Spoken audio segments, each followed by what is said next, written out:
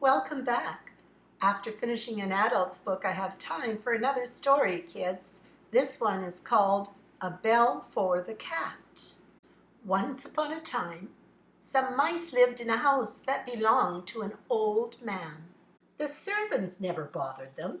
The mice scampered in and out of their holes a dozen times a day.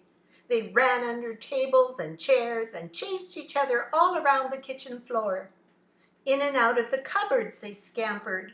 Nobody bothered to lock or even close the cupboards. The mice nibbled happily whenever they found a plate of cake or some bits of cheese or some breadcrumbs or cookie crumbs. It was a pleasant life for the mice until one day a yellow cat came to live in the house. After that, everything was different. The mice had an enemy. If they crept into the kitchen and tried to get into the cupboards, the cat would appear and chase them away. "We can hardly snatch a crumb of dry bread or a cookie crumb or nibble a bit of cheese," they complained. It was true. The mice couldn't steal cheese or breadcrumbs or cake crumbs. The cat would appear and chase them before they could snatch a single crumb. They knew they would always be hungry until they got rid of that cat. How they hated her! The mice kept complaining about their enemy, and finally they decided to make a plan for getting rid of her. They all got together and sat around in a half circle. But instead of planning, they just kept on complaining. And finally, a fat mouse stepped forward and said, "During all this time you mice have done nothing but complain while I have thought of a clever plan. It will not get rid of the cat, but it will keep us safe."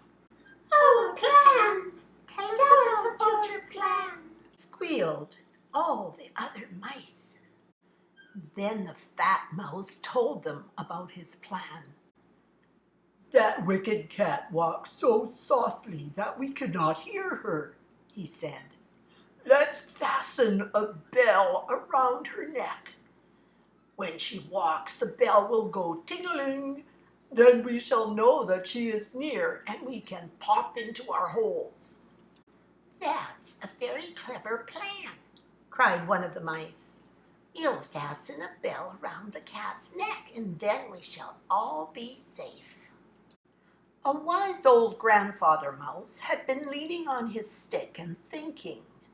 Finally, he stepped forward and said, "Yes, that is a clever plan, but somebody must fasten the bell on the cat. Let us decide who will do it." "Not I, not I, not I," cried several little mice. The grandfather mouse turned to the fat mouse who had thought of the plan. "Will you promise to fasten the bell on the cat yourself?" he asked. "Oh, no!" answered the fat mouse. No other mouse would promise to put the bell on the cat either. "Then we must do what we have always done," said Grandfather Mouse. "Run when we can and be caught when we can't.